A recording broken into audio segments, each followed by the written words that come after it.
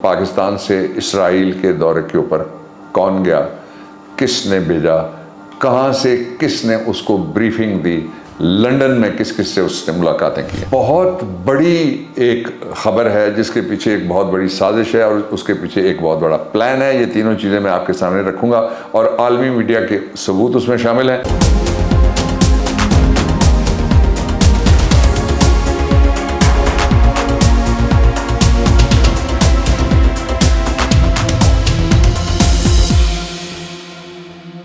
बिस्मिल्लाहिर्रहमानिर्रहीम, अस्सलाम वालेकुम, हेलो पाकिस्तान। जहाँ जहाँ मेरा छोटा पाकिस्तान है, सबके लिए खैर, आफ़ियत, सेहत और इज़्ज़त की दुआ के साथ एक अंग्रेज़ी का लफ्ज़ है जिसको कहते हैं एग्रेशन।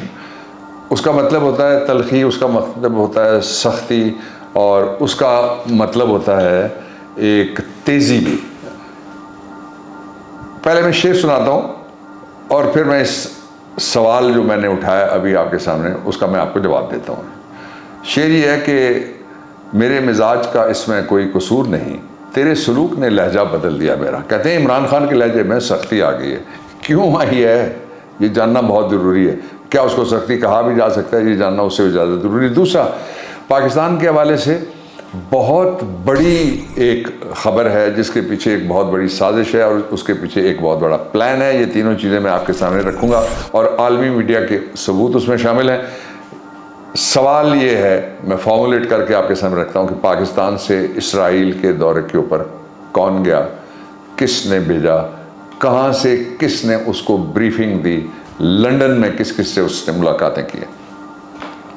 तीसरा, मैंने आपको 3-4 दिन पहले, आप ज़रा वीलॉग निकाल के देख लीजिएगा, जिसमें मैंने आपको कहा था कि जो मैंने शोबाज को भी कहा था 20 अरब तुमने कहाँ खर्च किया और 8 अरब जो दावा किया गया था कि सिंध के अंदर खर्च हुए हैं वो कहाँ। सिंध के अंदर से अब खबर आई है कि सैलाब के पैसे चोरी हो गए, हैक हो गए।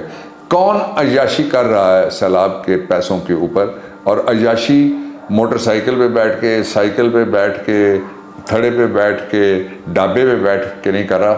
सिंध गवर्नमेंट के सरकारी हेलीकॉप्टर पे बैठ के कौन अपने चमचों के साथ या अपने जो उसके वर्कर्स के साथ वो कौन है जो घूम रहा है, ये भी मैं आपको दिखाऊंगा। I will show you the picture as well.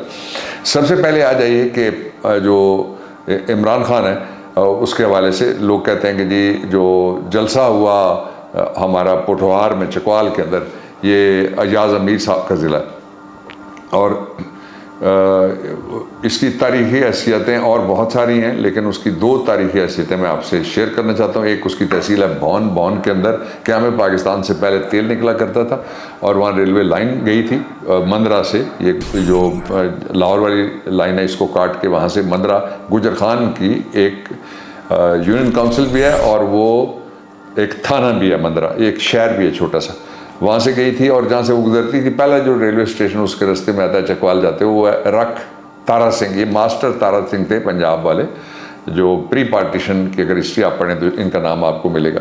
और वहाँ एक एयर स्ट्रिप बना था बौन में बाकायदा, और अब भी है वो एयरपोर्ट।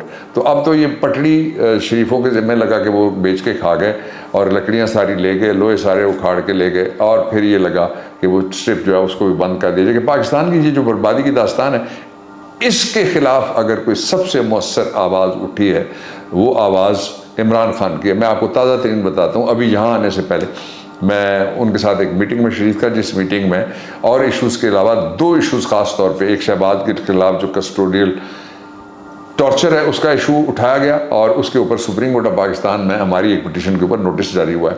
पाकिस्तान के अंदर कोई ऐसा केस मौजूद नहीं है कि जिसमें कस्टोडियल टॉर्चर के हवाले से कोई ऑब्जर्वेशंस, पैरामीटर्स, गाइडलाइंस के किस तरह से इसको रोका जा सकता है दिया गया। इसलिए इस एतबार से this is a very important, ये this is what I briefed Imran Khan just about 15-20 minutes अगो।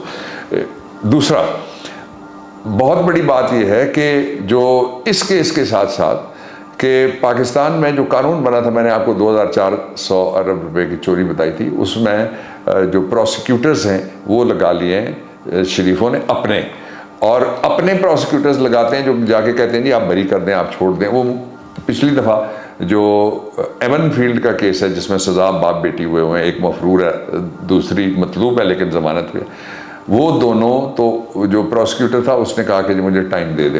दरमियान में प्रोसिक्यूटर बदल जाते हैं, जो अगली तरफ से आएंगे वो कहेंगे जी हमने केस नहीं लड़ना, पाकिस्तान के अरबों खरबों लुट गए।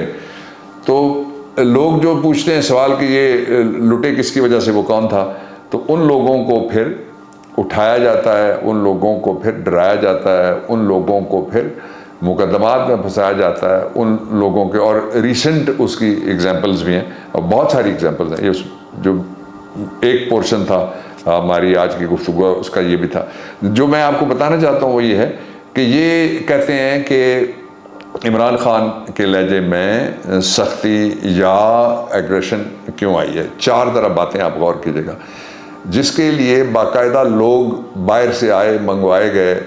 और एक और मीटिंग थी जिसमें ये बात सामने आई है कि उनके लिए लोग केपी में भी हैं और यहाँ पे भी हैं जो मंगवाए गए उनके लिए। तो जाहिर है वो क्या कहेगा, जिसकी जान कोई लेने की कोशिश करेगा उसको चाहिए कि वो सिटिंग डक बन जाए, आवाज़ ना बुलंद करे, लोगों के मुतालबात और लोगों की कौम की आशाओं और उमंगों और उनकी जो ज़रूरतें हैं उनको उनका प्रचार करना और उसकी जिद्दोजहद करना और खड़ा होना छोड़ दे और डर के घर बैठ जाए। दूसरा बहुत इम्पॉर्टेंट बात यह कि आई वॉज द वन जिसने इमरान खान से मेरी बात हुई थी, फिर मैंने एक लेट नाइट एक वीडियो की थी जिसमें मैंने कहा था कि कुछ लोगों को जो भेजा गया है उनकी जान लेने के लिए, और वो बनी गाला में गए और वहाँ से हमें फिर कुछ वीडियो भी आई थी और एविडेंसेस मिली थी, वो भी मैंने फिर बाद में शेयर की थी। तीसरा ये है कि ख़ुद ये गवर्नमेंट को 50 दफ़ा हमें कह चुकी है कि जी उनकी जान को शदीद ख़तरा है।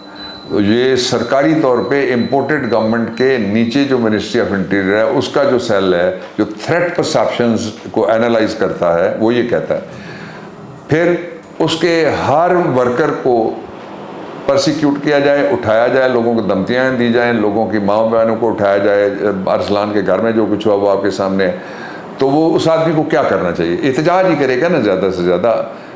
पीटीआई में तो कोई ना असला रखता है ना कोई जो अपनी प्रोटेक्शन के लिए अगर जो बड़े नाम है वो रखें तो वो भी लाइसेंस असला हो सकता है, दूसरा कोई असला नहीं होता। और जो बाहर निकलते हैं हमारे वर्कर्स वो खाली हाथ निकलते हैं। बड़े खुशी मना रहे थे कुछ लोग 25 मई को बड़ी पिटाई की है, तो हम अगर डंडे लेके खाकी वर्दी उनको पहना के और उनको कहते ये हमारा एक लश्कर है, जिस तरह मौलवी लेके आया था पीडीएम वाला, तो फिर लोग खुश हो जाते क्या? और आगे से मुकाबला करने के लिए लोग जो फिर भरते हैं 8-8, 10-10। तो ये काम पाकिस्तान तहरीक इंसाफ इस तरफ से जाने को, मुल्क को रोकने के लिए पहली, आखिरी, दूसरी, तीसरी A to Z जो उम्मीद है वो इमरान खान है। इसलिए ये क्लैरिटी बहुत ज़रूरी है कि वो एक सियासी आइनी पुरअमन जद्दोजहद हमारी हो रही है 3 के लिए।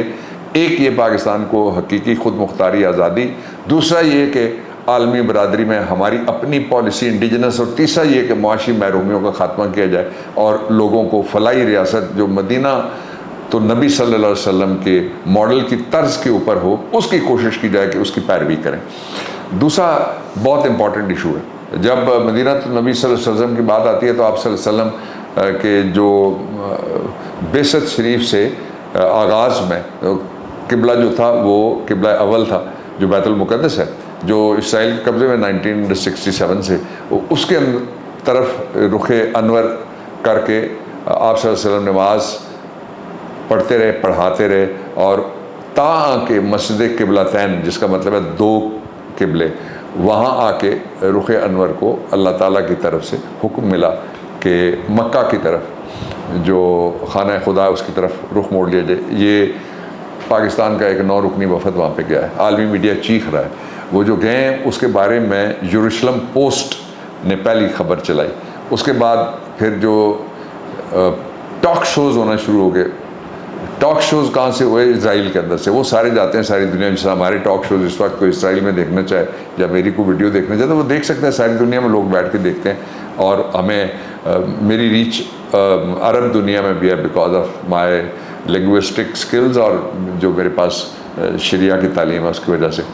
तो मैं लिखता भी रहता हूँ, बोलता भी रहता हूँ, पढ़ता भी रहता हूँ छोटा मोटा जब भी मुझे टाइम मिलता है। तो ये एक हो गया।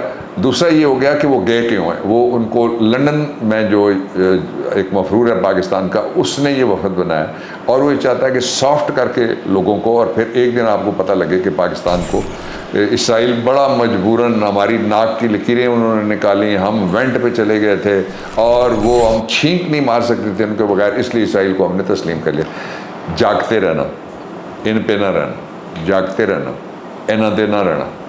और ये हमें सबको पैरा देना इस बात पे कि जब तक मकबूजा बैतुल मुक़द्दस आज़ाद होकर फ़लस्तीन का किबला अव्वल हमारा जो है वो दारुल खिलाफा नहीं बनता, 2 नेशंस के ऊपर जो कायद-ए-आज़म अलैहि रहमत ने कहा उस पर अमल दरामद नहीं होगा, Israel is out of question कि उसको हम किसी तरह से भी तस्लीम करें। और तीसरी बात मैंने आपको कहा हुआ है, सैलाब में एक वज़ीर साहिबा बोली जिनका ताल्लुक सिंध से, उन्होंने कहा जी पैसे तो चोरी हो गए। वो कहती हैं कि अकाउंट्स हमारे, दुनिया में ऐसा कभी नहीं हुआ कि लोग सैलाब वालों के पैसे खाएं। मैं आपको मिसालें दे चुका हूँ, पिछली 5 मिसालें हैं, ये 6ठी मिसाल ये है।